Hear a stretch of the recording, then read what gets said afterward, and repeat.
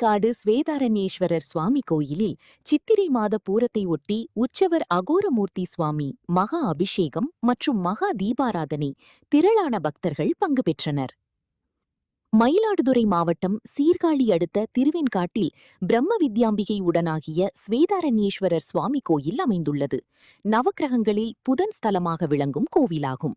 அகோரமூர்த்தி சுவாமி மருத்துவசூரன் என்ற அசுரனை சிவபெருமான் தனது 5 முகங்களில் ஒன்றான சத்யோஜாதம் அகோரமூர்த்தியை மாசி மாதம் பிரதமை திதி ஞாயிற்றுக்கிழமை பூர நட்சத்திரத்தில் கூடிய நாளில் நெருப்பு பிழம்பாக உருவில் தோன்றினார். அதனை கண்டதும் மருத்துவசூரன் சிவபெருமானிடம் சரணாகதியடைந்தான். பின்பு மருத்துவசூரன் சிவபெருமானிடம் தான் கண்ட ரூபத்தில் திருவெண்காடு ஸ்தலத்தில் எழுருந்தள்ளி பக்தர்களின் வேண்டுகோள் அனைத்தையும் நிறைவேற்றி தர வேண்டுகோள் வைத்தார். அதன்படி இக்கோவிலுக்கு வரும் பக்தர்களுக்கு வேண்டும் வரங்களை தந்து ஸ்ரீ அகோரமூர்த்தி சுவாமி தனி சன்னதியில் அருள் பாலித்து வருகிறார். இந்நிலையில் சித்திரை மாத பூரத்தை ஒட்டி உற்சவர் அகோரமூர்த்தி சுவாமிக்கு அபிஷேக விழா வெகு விமர்சையாக நடைபெற்றது.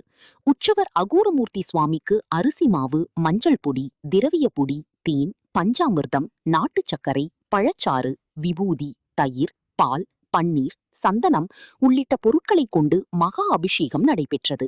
தொடர்ந்து உற்சவர் அகோரமூர்த்திக்கு மலர்களால் சிறப்பு அலங்காரம் செய்யப்பட்டு வேத மந்திரங்கள் ஓதப்பட்டு மகா தீபாராதனை காண்பிக்கப்பட்டது. அபிஷேகம் மற்றும் ஆராதனைகளை சரபேஸ் குருக்கள் செய்து வைத்தார்.